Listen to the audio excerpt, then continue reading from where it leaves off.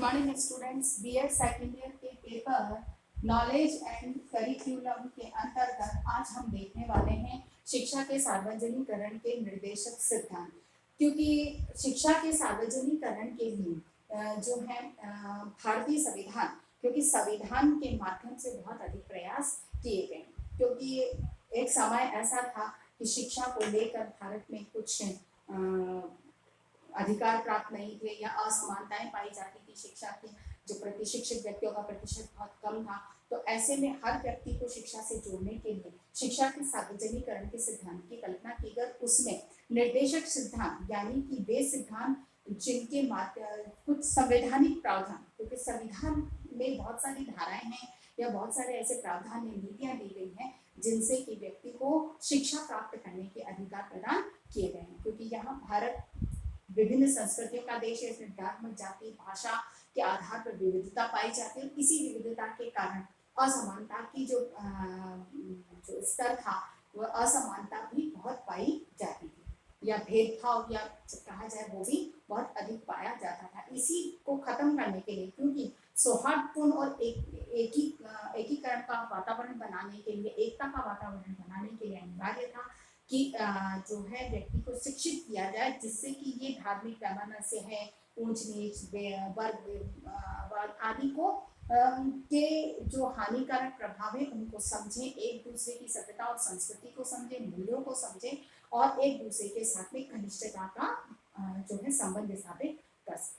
इसी उद्देश्य से, और क्योंकि जब तक सभी राष्ट्र के सभी लोगों में आपस में घनिष्ठता नहीं होगी, एक दूसरे के प्रति समर्पण या सम्मान की भावना नहीं होगी, तब तक राष्ट्र को विकास के पथ पर आगे नहीं ले जाया जा सकता। इसी दृष्टिकोण से शिक्षा एक महत्वपूर्ण साधन था कि हर व्यक्ति को इस चीज के महत्व को समझाने के लिए, उनका बौद्धिक, सामाजिक, सांस्कृतिक, मानसिक सभी दृष्टिकोण से विकास करने के लिए अनिवार्य था कि उन्हें शिक्षा से जोड़ा जाए। और यही कारण था कि शिक्षा से जोड़ने के लिए जो स्वतंत्रता से पूर्व से ही प्रयास प्रारंभ कर दिए गए थे, और स्वतंत्रता के बाद तो बकायदा 1950 में जब हमारा संविधान लागू किया गया, उस संविधान में शिक्षा को जन जन तक पहुंचाने के लिए बकायदा कुछ धाराएं, कुछ नियम, कुछ नीतियां बनाई गई।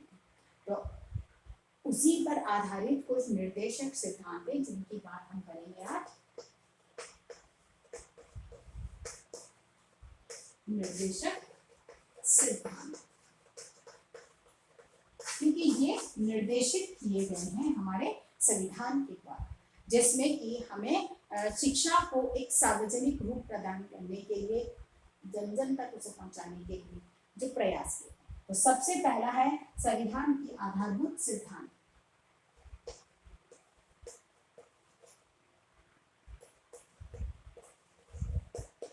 संविधान के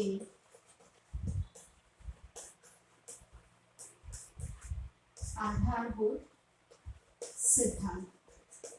संविधान की जो प्रस्तावना थी उसमें ही कुछ आदर्शात्मक वाक्यों का प्रयोग किया गया था, या कुछ आदर्शात्मक सिद्धांत या नियम, या ये कहा जाए कि एक तरह से कि हमारी जो प्रस्तावना थी उसी के अंदर कुछ आदर्श और कुछ सिद्धांत प्रस्तुत किए गए थे जिनके बारे में चर्चा की गई थी। वो क्या थे? जैसे न्याय, स्वतंत्रता, समानता,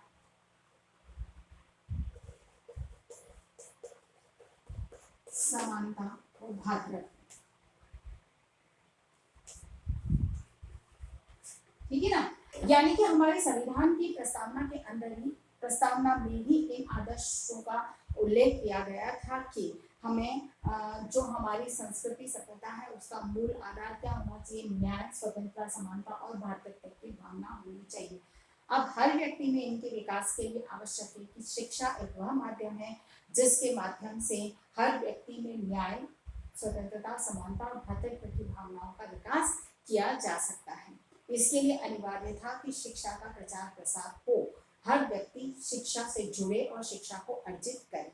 इसीलिए कुछ धाराएं उसके अंतर्गत दी गई हमारे संविधान के अंतर्गत, क्योंकि इनकी इन पर और इन्हीं को प्राप्त करने के आधार पर कुछ नीतियों का निर्धारण किया गया। जैसे धारा 14 व 15, इन दोनों के अंदर हर व्यक्ति को बिना किसी भेदभाव के शिक्षा अर्जित करने का अधिकार प्रदान किया गया। यानी कि हर व्यक्ति बिना किसी भेदभाव का जो शिक्षा अर्जित करना चाहता है उसे बिना किसी भेदभाव के, किसी जाति, वर्ग, धर्म के आधार पर उसे नहीं रोका जाएगा और उसे शिक्षा अर्जित करने का अधिकार प्राप्त होगा। दूसरा था धारा 29। इस धारा के अंतर्गत एक व्यक्ति जो भारत का नागरिक है वह अपनी सभ्यता, संस्कृति, अपनी भाषा, अपने मूल्यों की रक्षा अगर वो शिक्षण संस्था प्रारंभ करना चाहता है तो उसकी अनुमति उसे दी जाए। अर्थात लेकिन वह भारत का व्यक्ति होना चाहिए, यानी कि भारतीय सभ्यता संस्कृति के प्रचार प्रसार के लिए अगर कोई व्यक्ति अपनी सभ्यता और संस्कृति, भाषा, मूल्यों के विकास प्रचार के लिए अगर कोई संस्था खोलना चाहता है तो उसे अनुमति दी जाए। तीसरी जो यहाँ पर धारा जो इसी में कहा गया कि सरकारी विद्यालय जो अनुदान प्राप्त विद्यालय, सरकार से सरकारी और अनुदान प्राप्त शिक्षण संस्थान, उनमें किसी भी व्यक्ति को उसकी जाति, उसके धर्म, उसके लिंग, उसके आधार पर उसे प्रवेश प्राप्त करने से नहीं रोका जा सकता है। यानी कि हमारे संविधान की बहुत सारी ऐसी धाराएं हैं जिनके माध्यम से व्यक्तियों को, हर व्यक्ति को शिक्षा प्राप्त करने के लिए अधिकार प्रदान किए। निःशुल्क और अनिवार्य शिक्षा का प्रावधान यहाँ पर रखा गया कि 14 वर्ष तक के बालकों को निःशुल्क और अनिवार्य शिक्षा प्रदान की जाए। 10 वर्ष संविधान लागू होने के 10 वर्ष तक इस लक्ष्य को प्राप्त किया जाए। ये बात अलग है कि इस लक्ष्य को हम प्राप्त नहीं कर सकते तो निरंतर रूप से ये हमारा एक्सटेंड होता चला रहा है। लेकिन इसी तरह से शिक्षा के सार्वजनिकरण के लिए निरंतर रूप से प्रयास किए गए। जहाँ कहीं पे सर्व शिक्षा अभियान को स्थापित किया गया जिसमें कि हर व्यक्ति को शिक्षा प्रदान हो, कहीं पर प्रौढ़ शिक्षा कार्यक्रम लगाए गए, ये संवैधानिक नीतियों के माध्यम से ही किए। दूसरा जो यहाँ पर था वह संविधान में पिछड़े वर्गों को आरक्षण।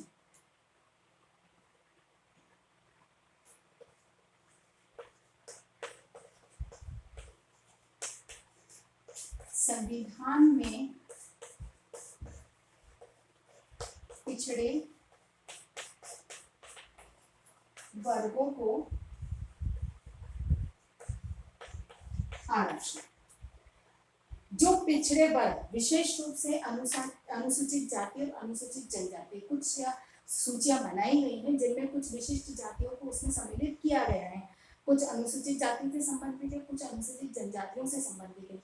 इनको समाज की मुख्य धारा से जोड़ने के लिए, राष्ट्र के विकास में भागीदार बनाने के लिए शिक्षा के सार्वजनिकरण के सिद्धांत के अंतर्गत इन्हें जो है इनको आरक्षण प्रदान करने की व्यवस्था की गई।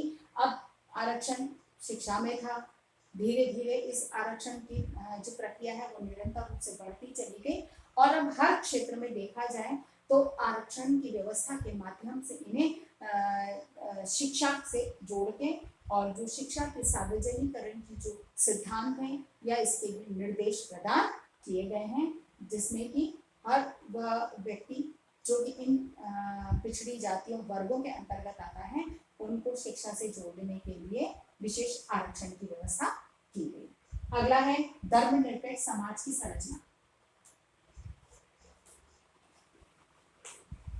धर्म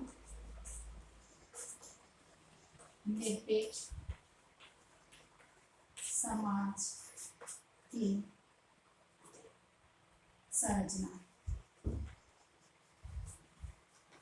यानी कि शिक्षा का इस तरह से जो निर्देश दिए गए कि जो शिक्षा के माध्यम से है वह धर्मनिरपेक्ष समाज की स्थापना या संरचना की जा सके। अर्थात कि यहाँ शिक्षा जो है कहना चाहिए कि किसी धर्म विशेष की शिक्षा प्रदान नहीं की जाए, जो एक सामान्य जानकारी, एक नैतिक मूल्यों की दृष्टिकोण से जिन पक्षों को सम्मिलित करना, जिन तथ्य या जिन सूचनाओं को सम्मिलित करना अनिवार्य सिर्फ उनको पर किसी विशिष्ट घटना या किसी व्यक्ति विशेष से संबंधित करके ना एक सामान्य नैतिक मूल्यों के दृष्टिकोण से इस तरह से विकास किया जाए कि सभी धर्मों के जो महत्व को समझ सके, सभी धर्मों के मूल्यों को समझ सके और एक दूसरे के प्रति आदर और सम्मान की भावना का विकास कर सके, तभी एकता के सूत्र में राष्ट्र को बांधा जा सकता है। अर्थात यहाँ जो अगला सिद्धांत ये दिया गया था कि शिक्षा की जो व्यवस्था है वो धर्मनिरपेक्ष समाज के निर्माण के आधार पर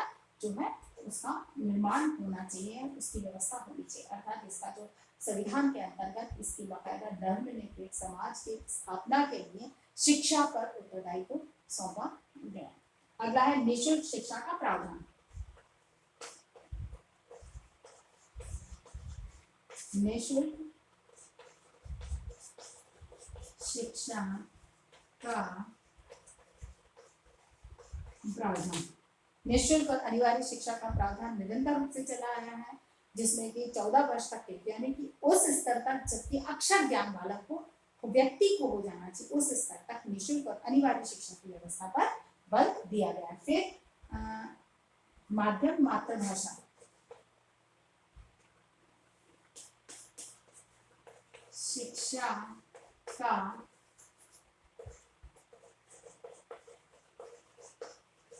माध्यम मातृभाषा, क्योंकि उस समय अंग्रेजी का इस तरह से प्रभाव हो चुका था कि बालक को जिस तरह से हम शिक्षित करना चाहते थे वह नहीं हो पाता था, केवल एक तरह से कहा जाए कि डिग्रीधारी व्यक्ति तैयार हो रहे थे।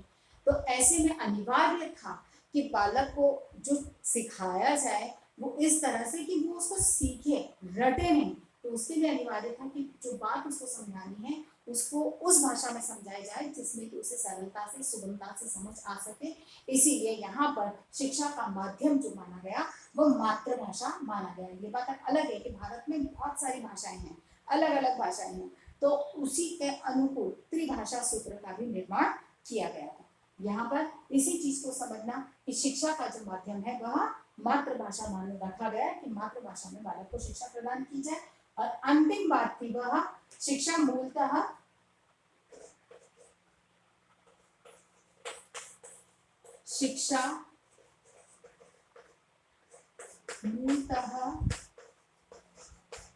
राज्यों का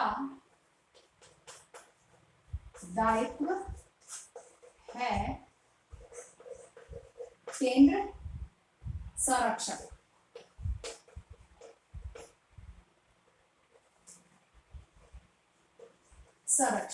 ठीक है ना। शिक्षा जो है इसमें अंतिम जो संविधान में इस बात में कहा गया कि शिक्षा जो है वो राज्यों का उत्तरदायित्व है, राज्यों का दायित्व है, केंद्र केवल उसमें संरक्षण का काम करेगा। जहाँ जिस तरह की आवश्यकता है उसमें या जिस तरह का कोई नीति अगर थोड़ी आपत्तिजनक है तो उस पर केंद्र अपनी बात रखेगा, या यूं कहा जाए कि केंद्र को जो राज्य सरकार को जिस आवश्यकता है उसकी आवश्यकता के अनुकूल सहयोग करेगा मात्र, लेकिन बाकी समस्त जिम्मेदारी जो है वो राज्य सरकारों की है। इसी आधार पर जो है शिक्षा के सार्वजनिकरण के निर्देशक सिद्धांतों का प्रतिपादन किया गया, जो कि संवैधानिक प्रावधानों के माध्यम से हमारे सामने रखा गया। आशा करती हूँ कि आज की बात आपको समझ में आई होगी। इसी आधार पर आपको आज एक प्रश्न करना है कि शिक्षा के सार्वजनिकरण के निर्देशक सिद्धांतों को स्पष्ट कीजिए। निर्देशक